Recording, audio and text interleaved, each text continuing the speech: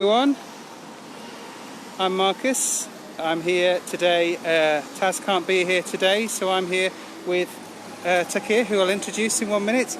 We're actually outside Springfield, the Springfield Centre, which is a fantastic resource locally in the Springfield area, and we're here to do a walk along the Shire Country Park. Okay, if I come over here and I'll just introduce you to Toqueer. Actually, can I move around here? Do you want to say a little bit about yourself? Oh, hello there. Hello everyone. I'm Toqueer. I'm a green activist living in the local area in Birmingham. Welcome all, and thank you for joining us on this. We're going to have a lovely walk today. It's a beautiful day today. So, thank you. And actually, looking down here, just literally next to us, you can go all the way down to your parks to take some green action, or you can do it literally on your doorstep. Here's a little project being run by the Springfield Project, doing some planting literally outside the centre itself. There's some fabulous stuff going on in that centre, so if you live around here locally, I thoroughly recommend you check out the Springfield Centre. Now, we're going to take a little walk down through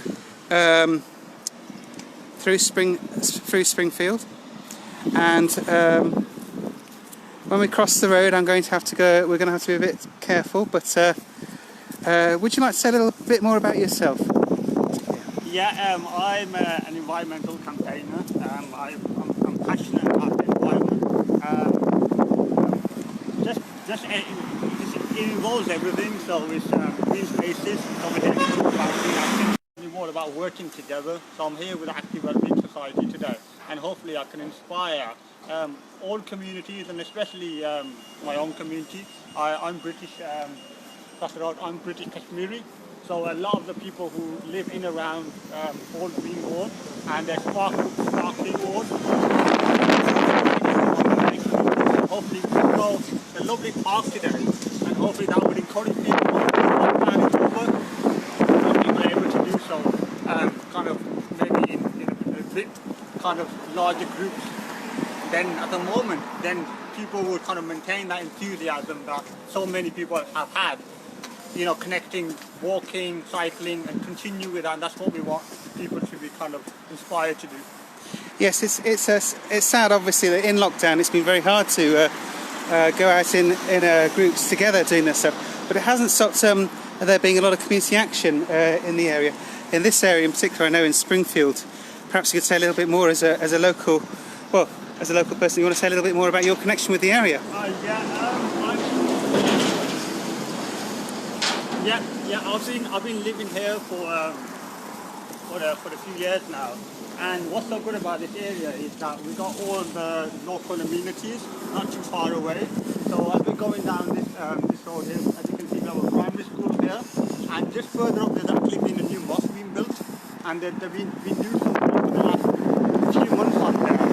So again, that's another space, as you'll see on the right further down.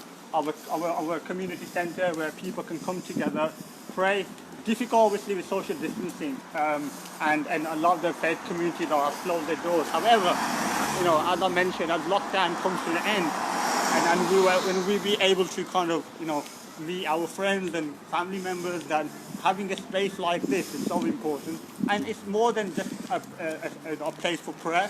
It's a place for, you know, community activity. Community kind of services, with the marriage, funerals. But I think what's important, what I would like to do, is actually kind of help inspire them to look at other aspects of community action. You know, we'll mention a bit later on today about, for example, litter picking, things like growing projects where the local faith communities could get themselves involved in. If they got if they got some green spaces not too far away from where they outside the mosque, but outside, that they could do something with that. So hopefully, you know, we can inspire them too. And you personally are actually very active in your community, aren't you? Yeah, I'm active. There's other organisations that I've connected with. For example, Footsteps, which is a face for low carbon future, and they work with a diverse range of communities and faith communities. In Balfour Heath, in places like King's Heath, all across Birmingham, and a lot of them are already kind of interested in green action. But what's so good about them, that is it's multi-faith, and it's all about bringing different faiths and different people together, sharing knowledge, sharing resources, sharing interests. They have interfaith week every year. It's been happening on Zoom, like most things at the moment in lockdown. But I think people open up on there. They do activities for young children, all from different faiths, coming together, doing activities, learning about the environment. So there's lots of positive initiatives happening all around Birmingham. But what we want people to the enthusiasm that they've got or interest. We want to active on in society and footstep in all organisations. We want to kind of rejuvenate their interest in activism and to support, whether it's a mosque, whether it's a synagogue or a church, to actually empower them to actually do something sustainable that actually lasts, rather than just it being a hobby. Actually becomes a more like a sustainable kind of project. I've just had a message come through from Taz here, who's also watching, that he is actually going to be doing a walk with Footsteps later on in the year. So Well, that's wonderful. so thank you very much. Everyone watching live on Facebook. Yes. It's a wonderful day, isn't it?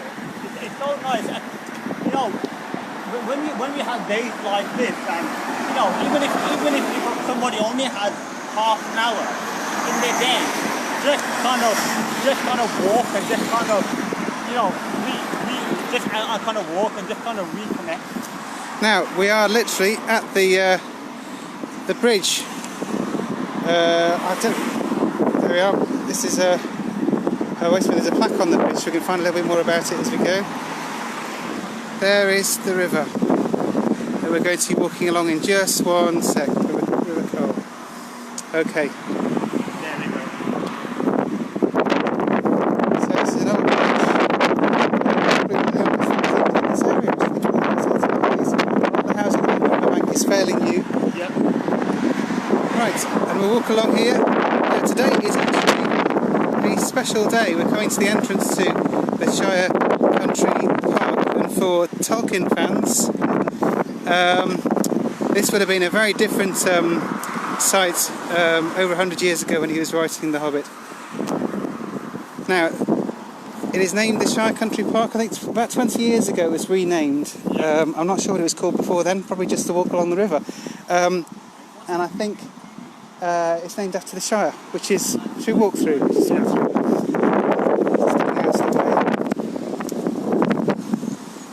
And straight away it's already feeling a bit quieter. Right there. No, yeah. So,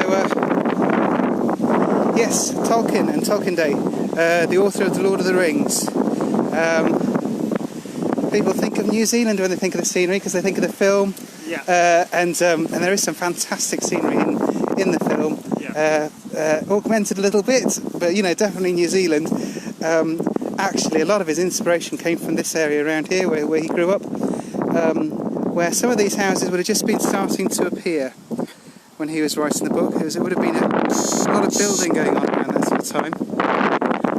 And this park is inspired from where the hobbits used to live, the Shire. Yeah, and I think that as the name says, I think all the kind of and Lord of the Ring enthusiasts like myself, I think what's so wonderful about it is that kind of local connection. You know, the story goes that Tolkien, as a boy, not too far from where we're headed at the moment, was the mill, and a lot of the kind of, as you know, houses and the rivers were all kind of inspiration for his for his book. So if you've seen the movie and you saw the mill in the Hobbit movie, I think the town, if I'm right, was called Hobbitat Town. I think it was called. Correct me if I'm wrong. But Hobbiton, how was it Hobbiton? Hobbiton, yeah. The name of the, and I think the mill there, I think that was an inspiration. So it shows you that, you know, what's around there, and I think that just the imagination, but I think connecting, and that's the right word. I think something as where you live, and actually, I think it's amazing that we got, you know, one of the most famous kind of authors, popular in the whole world, and right at my doorsteps. You know, and I say to the people of Birmingham, you know, listening to this live on Facebook, living in this area or whatever you are, just actually just reconnect with nature again. Just, you know, it's a beautiful day today. Whenever there's a time, half an hour, or in the weekend. I know many people live busy lives and they work, so we all understand, and all the commitments that people people have, but just even for a short time, actually take a walk, whether cycling or bring your family along. And you know, the health benefits are immense. I think one of the big topics that, you know, has been going on for kind of many decades, especially more now in lockdown, has been emotional and mental health. And I think it's, you know, it's so important to kind of, you know, also keep that in mind as well, not just the health benefits, but also kind of, you know, benefits to everyone and to nature as well. So I think hopefully we might see some wildlife today. I know there's plenty of wildlife, isn't there, in this particular Yes. kind of reservoir. Well, it certainly feels like we've only walked how far away from the road? Two minutes away from, you know, a really busy part of Springfield. You know, that's which road that is now crossing over there. Is that Stratford Road? That's the Stratford Road, yes. Yep. Okay. And already you feel. Well, I feel like I'm breathing deeper. Yeah. You know, it's a lot quieter.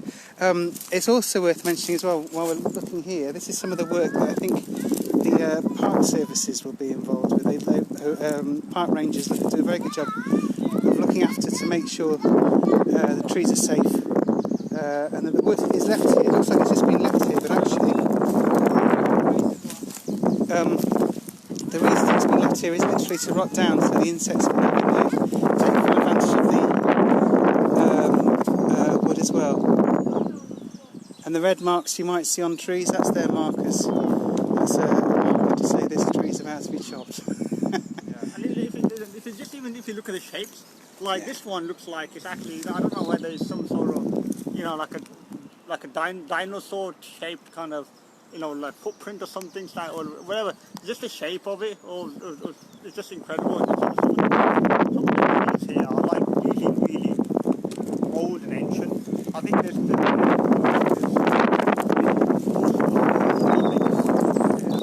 Yes. Is it been known to be like in wild garlic here? I think in my research, I think you could actually get garlic here as well, wild garlic. There is, yes, and it's at its best at the moment. And over there, the trees that are flowering, that will be either a hawthorn or this one, I'm not sure. Some of the wildlife, I think it's not just kind of, you know, certain kind of animals that you might see here. I think there've been sightings here. I haven't seen any, but there are sightings of have been foxes. Oh, hello. Hello. Yeah, and the sighting of foxes, I think. And also there's been a known otter sighting. But Wow. probably not around here, but this is such a huge kind of space here. There's connections between different segments of this through this river code. So this is, you know, there's a park further up called Shire Park, and I think that's 4 miles long, and the river code just kind of passes by it. But it's just the space of it is quite immense. I know there's woodpeckers. Now I haven't seen one, but I know that there have been sightings of woodpeckers here, which is, and also lots of kingfishers as well. Yes, actually, if we just pause for 1 minute, just to hear the birds, because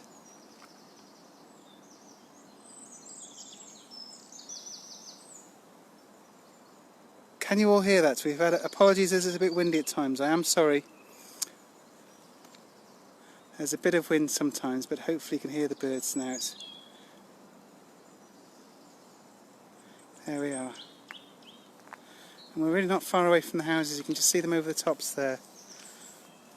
And this path is a really good surface, so you can bike down here, or you can wheelchair, or however. It goes all the way along the whole length of the 4 mile long park.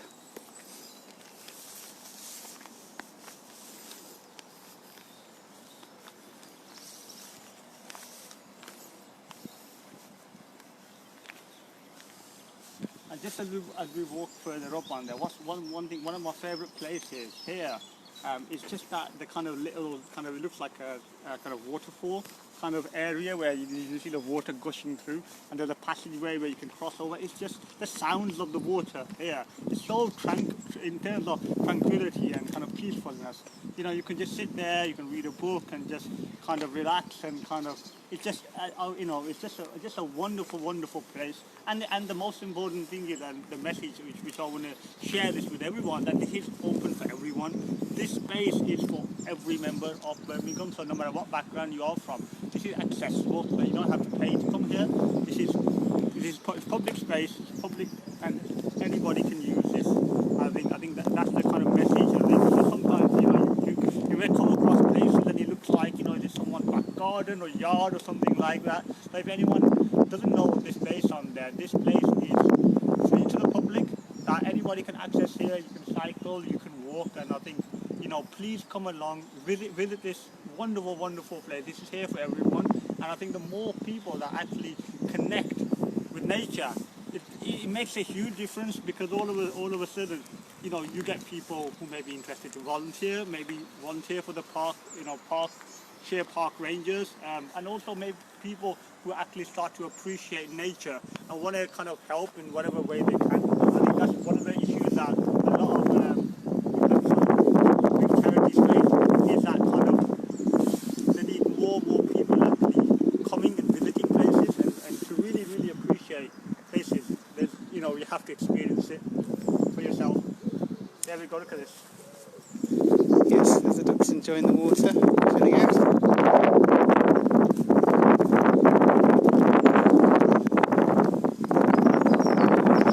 And Toqueer, you also you do some work with Friends of the Earth, is that right? Yeah. We work for Friends of the Earth, so they're an environmental organisation. So we do campaigning for them. So anyone that's got interested, wherever their interest might be, so they just apply for this. They can only help out on that basis. And also when we have stores outside, you know, parks and outside faith communities, so people can collect leaflets and find out more information about us. Yeah, things like, for example, as I mentioned, we do a lot of consultations. So Birmingham City Council has consultations when it comes to the planning of like what the city looks like. So we normally respond to that. We also help members of like the residents to kind of help them kind of with template emails and template letters and support them to connect with the local council. I think I've really benefited from I really feel kind of empowered by it. You know, I feel like really, you know, you learn a lot as well by actually connecting with nature, and you realise that how kind of interconnected everything is. So it's something I recommend. If anyone's got some spare hours, then do have a look at Birmingham Friends of the Earth website. We're on Facebook, and then come along and look at There's a bit of wind now. It's not affecting the quality much. It's the sound of the water rushing through. It's just wonderful.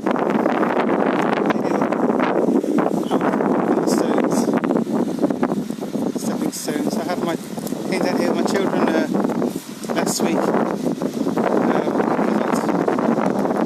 Higher than it is now. It was actually over the top, right up to the top of the stepping stones. So it's come down.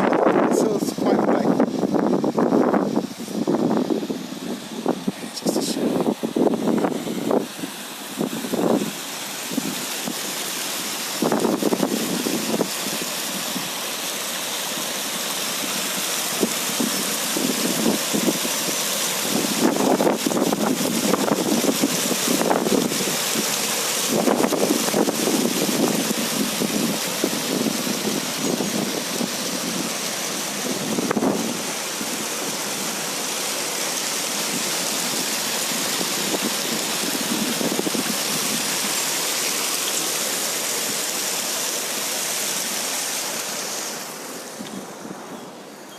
And just to check the time. Quarter past 2. Aha, good, okay. So here we have, I think that's the wild garlic just starting to come up. It's a bit tattered here. I think when we go further along we'll see a few more better examples of where the garlic is coming through. Beautiful sunshine today though, isn't it? So nice to be warm. Yeah, it's so nice, yeah. And you know, not a lot of people use this space, but it doesn't feel very busy, does it? There's enough space for people to find their own. Yeah, and I think now that the days are longer, I think is, for example, people can feel comfortable and it's a lot more safer. Kind of coming. You can come here in the evening time if that's the time you have after work, and spend an hour or two. I think you should be fine. You still see people as we go further up. You see a lot more green space. Seems like more of a kind of a field where people can have picnics and other, play sports, play football, play whatever they like with their families. So I think one of the things I've learned is new, which I think I mentioned about lighting. But then I think one of the I think I went today, wasn't I, with the Global Food Justice Network, and a great work on there. I think lots and lots of growing projects happening across Birmingham, and I think it's all coming together, and we want to support communities and individuals that if they have any spaces, any green verges, that what can be done with it. So if anyone listening here has green verges or green spaces on there, then please get in contact with Marcus from the Active Wellbeing Society, and then you can join the global food justice network. And I think what's important is that people actually connecting, and like I said, it's actually just reconnecting with it. But I think I was mentioning lighting, and I think the point that was made is that light pollution, which a lot of people don't think of this, because if we have too much lighting, then it could adversely affect wildlife. And I think it's getting that balance right of kind of making sure that places are clean, safe, but also making sure that that the wildlife here, that we shouldn't forget about them as well. Birds, whether it's wild animals, wherever they are, that they're also part of this space here. And I think that's so important too. Yes, as we were talking, there was a squirrel and a robin jumping around above you. I'll also say there's a bit of planting going on here as well. Yeah, This looks like apple trees. And you can just see actually they're just starting to. Right, let's see if I can get a good shot of you there. The flowers are not quite coming out. Is it going to focus on there for you? Probably won't focus very well, I'm afraid.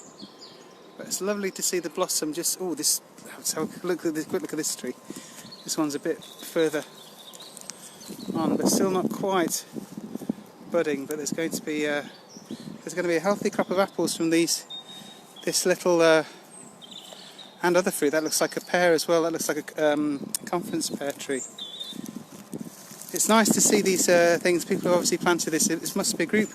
Have to try and find out who have done this planting. Yeah, I think it's really good. I think so, something like a space that probably there was nothing here before, just grass, and all of a sudden now you see things being planted. I think it's really nice. I think once they ripe up, I think as the season's right, I think it'll be great. Well, I'll try and find out, but I know there's a forest garden movement that's very active across Birmingham. We talked to you before, and I wonder if this is another forest garden site here. I think a lot of wild kind of flowers. Yes, and all this lovely spring, all the trees in flower now. It's lovely, isn't it? Yeah, and it looks like it looks like it's something from we're talking about kind of Toqueer a moment ago. I think I can see now by just walking through here, and I think just by seeing this and just the kind of it feels like it's like within some sort of fairyland, doesn't it? You're walking through here and you feel it definitely feels enchanted. I feel quite enchanted now just walking down here and listening to the birds, and it feels like I feel like a hobbit now. I'm not sure what a hobbit would feel like, but it definitely feels like we're coming into this kind of new territory now that we haven't been before, and we're exploring. And who knows who we're going to come across as we're walking down our travel. It's such a wonderful place, and I can see some of his Lord of the Rings kind of work, and how you know, you just come here and you see imagination and creativity everywhere. You know, it's just amazing. I'm just going to turn around here. So, alright. No.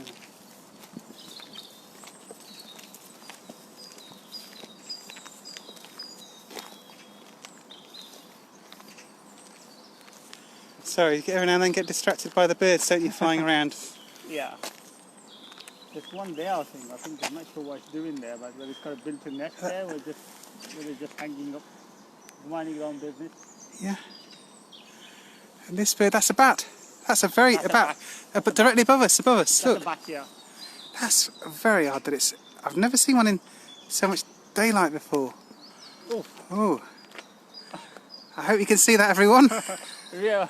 That We've is officially seen a bat, everybody. Yeah. That's the first bat I've seen in real life in my life. Really? Yeah. I've never seen a Oh. bat before. Bats normally come out at night, but to see a bat at this time of Yeah, day, I think that's- it's good. That's very strange. There, he's still flying around. I can't. Sorry, he's moving quite fast. Oh, he's gone off. I'm sorry. But there we are. Is it true what they say about bats? Bats normally need kind of those kind of darker spaces normally that they kind of find. Well, what they like is the insects, and the time to get the insects is dusk and dawn. Okay. So that's when they're really active.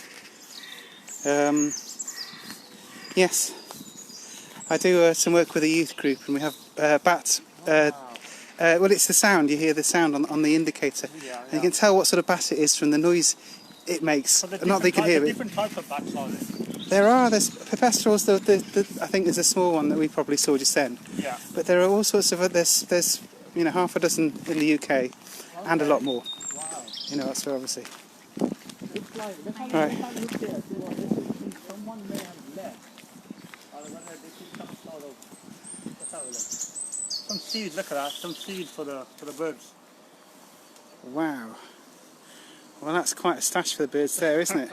Yeah, I think that would keep them going for a bit, wouldn't it? I think they can find plenty here. And another thing I haven't mentioned before is that there's actually fish here as well. So Yes. there's plenty of kind of this reservoir. There is. I'm not sure what kind of fish there is here, but there is this kind of river is known for having fish. Yes. Someone's just said great spot for the bat on the messages. That's nice. Thank you. Yes, we've been with children. You turn over a rock with a net, and you can catch. You'd be surprised how many different sort of insects and larvae and other things there is just in the water that you can just get from underneath a rock. Wow. If you just disturb a rock and have a net there to catch it. And here we're coming up to another set of stepping stones. I think this goes across. And there's some lovely gardens over on that side. I'd love to have a walk out to the river like this.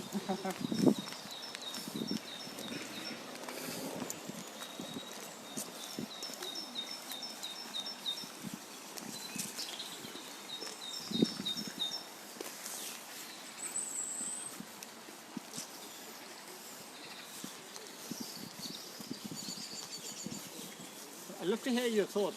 One thing I've noticed coming here many times is just how the shapes of how some of the trees are kind of shaped, and why is it that some of them are quite bent? They're creating this kind of weird kind of form. Where they maybe could be the roots, or maybe some another factor. Well, I think the ground is quite soft here because like Moseley Bog. Yeah. So it is quite soft ground, and some of it's been coppiced, like this has been coppiced. Okay. So it hasn't been coppiced for a long time. You see how thick the bits of wood are now. But at some stage, someone would have been cropping that. Okay. Possibly for burning, or possibly for some other things. Yeah. And then, some of these patches of land along the river have been. There's been a lot of prefab houses and other houses that we were talking about yesterday at Billsley Common. So there's all sorts of reasons why there might be non-native plants sometimes, from people's gardens. Yeah. And plants that have been obviously manipulated, like that one, or cropped, basically coppiced.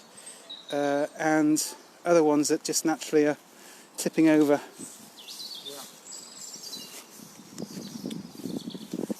there we go. This is daffodils there. So there we go. We know spring. There's something about daffodils. So as soon as you start seeing daffodils, you kind of know spring is here. I think Yes. daffodils here. Yeah. I think as a kid I loved daffodils. I think one of the schools I went to, there were so many daffodils on there, and it's yellow, so it just cheers you up. It's just a bright colour. It does, yeah. What do we have here? What do you call them? Those red The berries there. berries. Are they berries? I'm not quite sure. It's hard to tell, isn't it? I think sometimes. Yes. There's a lot of berries that grow that are good for us to pick, but also for wildlife too. Robin. Oh, there's a robin, everybody. Can you see the robin? Oh, look how wonderful that is. Look at it. Just floated off. There it is, there it is. Oh. Stop at the steps. Oh no, have I gone past the steps already? Spring has sprung at Sarehole Mill. It's hiding away. Just a small robin there for you guys. Yes. I'm just going to go down here briefly, because, well, partly because I had a message to say stop at the steps. Is there a reason why you wanted us to stop at the steps? Who was that? Or is it just to hear the water?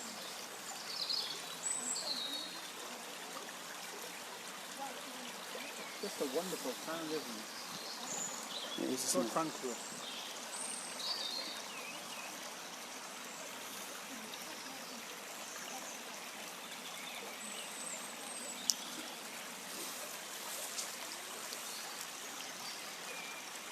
There you are.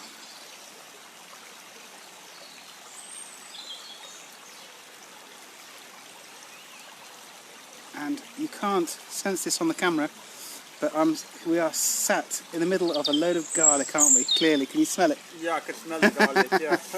And this is actually, those big long green leaves, they're absolutely ripe for picking now. I think So- I can see some. Do these look like berries? I think that is ivy. Oh, that's ivy then, yeah. Yes. So Okay. that's one to watch out for, really. Yeah. But yes, certainly with garlic, if you can smell it and you can see what it looks like. It's very easy to identify. And this time of year, you can make a nice pesto. You can put it into curries. You can, put it onto pasta.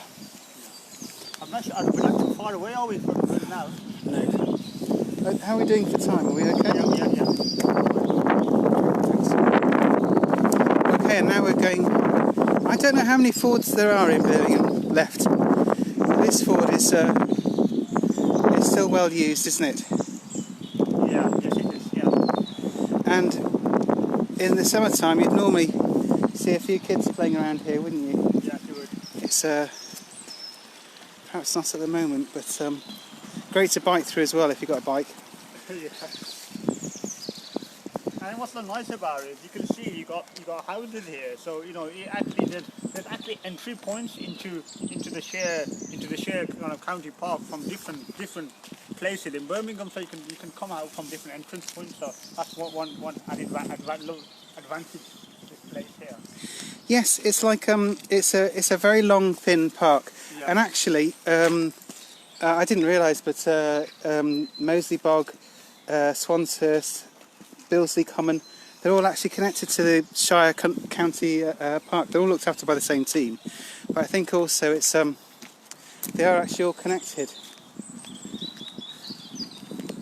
Yeah, and another thing which I want to mention is just for everyone to be conscious that if we do come to the park, to make sure that we look after we pick up the litter, and there's a bin here, but if we can't find the bin, then just it's best to take it home with you and then dispose of it, recycle it, or put it in the bin, because it's our kind of collective responsibility, all of us, to make sure that we look after kind of our park, our green space. As I mentioned earlier, we got nature, we got birds here, we got all sorts of kind of nature here, and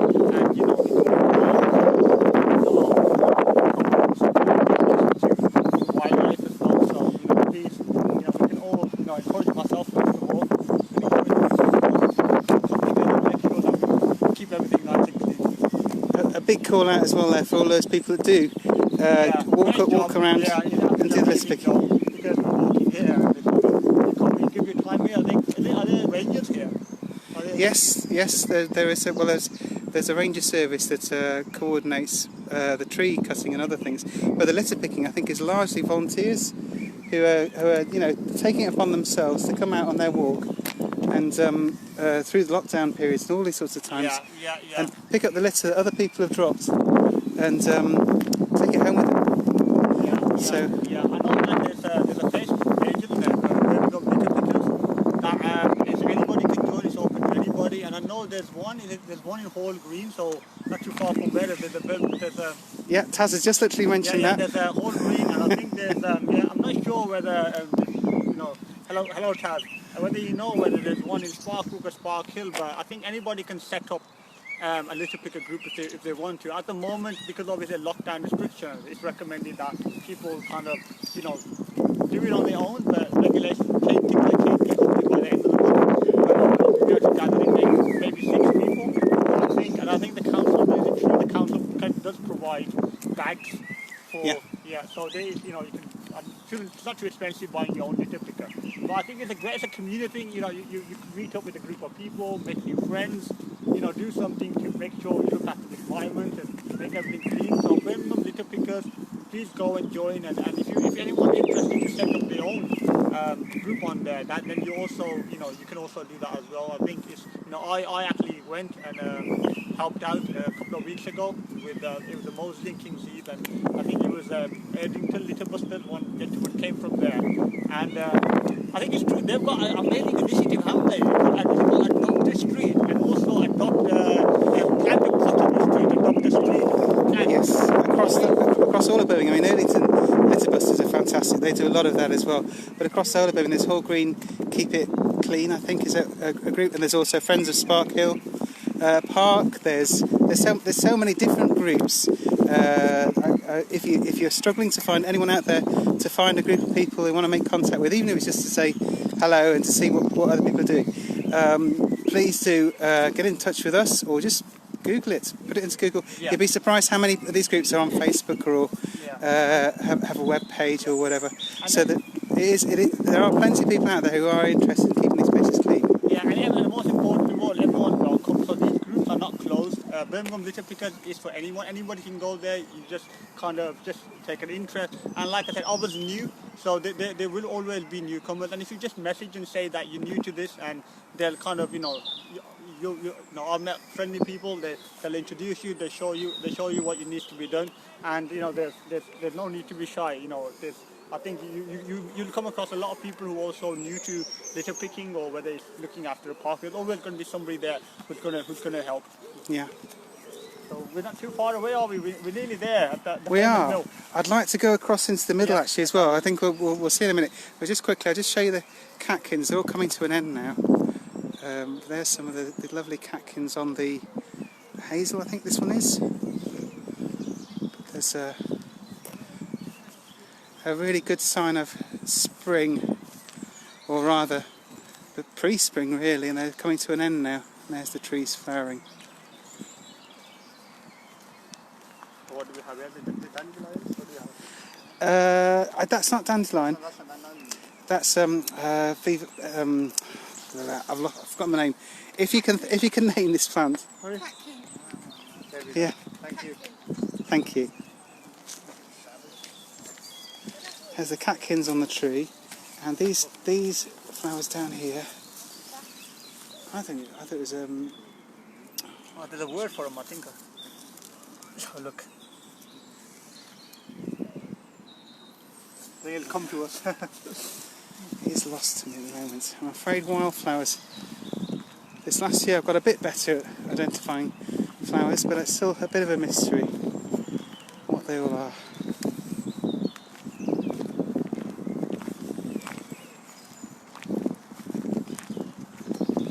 And actually, just to show you quickly, there is Sarehole Mill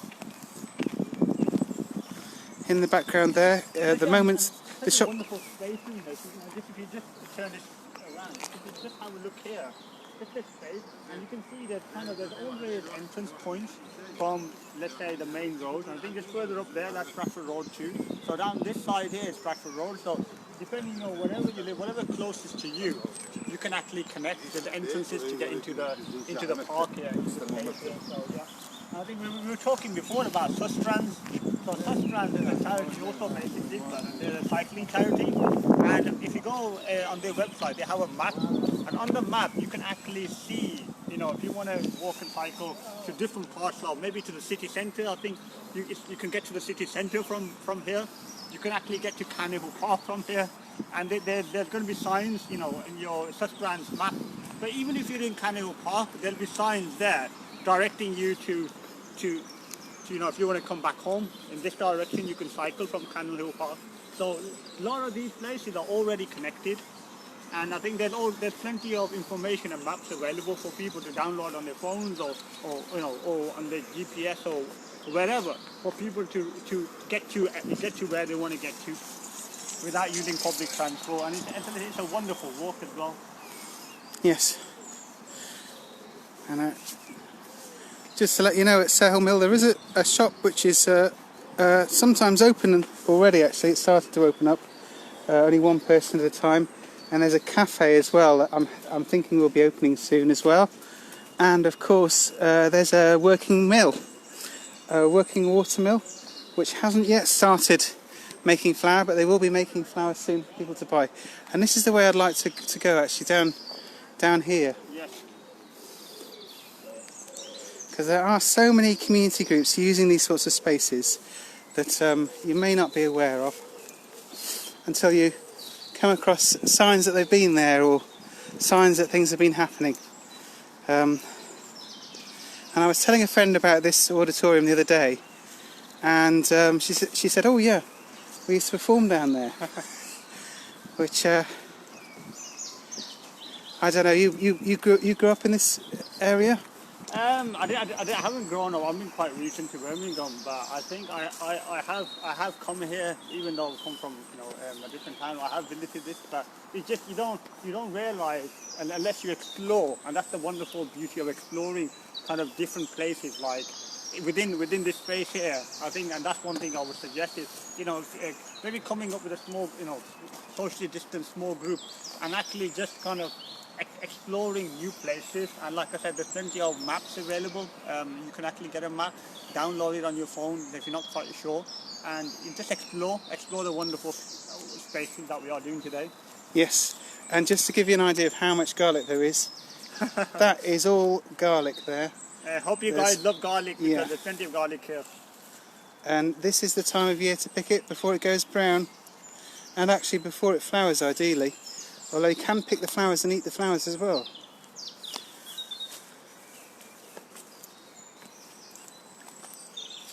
I haven't come across any mushrooms.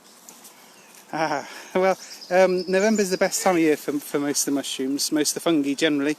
But I think this year's been quite a good one, because good year for mushrooms, partly possibly because of the way. There's a squirrel there. You can see a squirrel. Just going to wait for these people to pass by.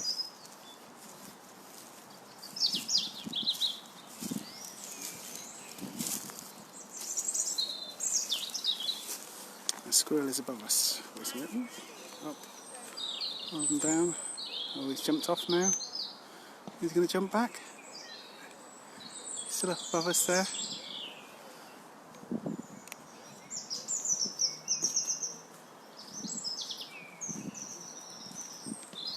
There's a lot of sighting, aren't there, of grey squirrels. Yes. You know, there's a. Yes, they are everywhere in Birmingham. And yes, it is beautifully green here at the moment. I think everything is coming back to life, isn't it? And there's so much. Yeah. Now, here is the auditorium. I'll try and do a pan so you get an idea. Whoop. I think there's been a fair amount of work being done on this recently. And you can see the potential for performance here. Do you want to take the stage, Toqueer? Yeah. I'll sit in the audience. Yeah. As long as you don't tell me to perform a thing, I think I'll stay here. Yeah, I was thinking more like Colosseum here. It's like You know, it's my first time I've been here, in this space here, and just looking around, and it looks like it's like these are kind of sitting spaces, and it's a bit of coliseum here. So I don't have any plans to do any gladiator kind of battle, but in terms of kind of performance in music or just some function, it's a wonderful space, isn't it? Isn't it? And I do really hope that they're going to be able to use this space for outdoor performances this year. Yeah. It will be so nice to see things along the river here. I think it'll be lovely. Yeah. Is it a place in Moseley that they've been doing festivals for many years? I know that in lockdown things have been closed, but is it the Moseley Fringe normally happens in Ivory Park, or Moseley Park? Well, there's the Moseley Folk Festival. Is it? Okay. But there's the Jazz Festival, and there's a lot of festivals. A lot of festivals. Yeah. Yes. Well, they've all been cancelled last year, but some of them are going ahead. It's definitely worth keeping an eye out, because the tickets, if you're paying for these things to go for the pay ones, they go quickly. Yeah. So the Moseley Folk Festival is a very popular festival, isn't it, in Birmingham? I think it's something that a lot of people have looked forward to for many years. Yes. And Yes. And perhaps starting off with the Tolkien theme and drama, and perhaps this is a suitable place to end on Tolkien Day, right on the banks of the River Cole next to Sarehole Mill. It's such a fabulous walk there. Thank you so much, Toqueer. Does anyone have any questions out there they want to ask? And I'll try and read them out. I'll try my best. It's kind of hard. The Middle Earth Festival. Yes, it's definitely worth mentioning that. I'm sure it will be coming back. I don't know how many years it's run for in this park where we are now, just over here. But it's not. I don't think. Well, it would normally happen around this time of year, wouldn't it? I think. So I don't know whether it's happening this year. What's the Middle Earth Festival for someone like me, other people who never heard of the Middle Earth Festival before? Well, when I've only been I've been 2 or 3 times, and there's a lot of reenactment going on. So there's people dressing up in Viking outfits and with and doing like and little tents as well. We can go and see some traditional crafts from yonder year. I think someone even brought a train along before as well, a model train. So that it's a whole mix of different things going on there. And how would one find out about this? Is there normally a website that people can go and find out? Yes, Middle Earth Festival. Someone has just said, unfortunately, it has been cancelled. Okay. But I know there is so much enthusiasm in this area for Tolkien. I'm sure it won't be cancelled for long. Okay, well, thank you. Well, thank you, and I want to thank everybody listening to this. I hope that I've been able to kind of enthusiastically, the best of my abilities, show you on Tolkien Day the wonderful spaces and green spaces here. And the final message out there, you're all very welcome. This is public space, and do enjoy. It's for everybody, it's free, and it's actually, it's a wonderful feeling. And however long you have, I think, So thank you very much for listening, guys, and hope you had a lovely Tolkien Hobbit Day journey with us. And thank you, Toqueer, from everyone there who's been commenting. Thank you very much, and hope to see you all again soon. Bye-bye.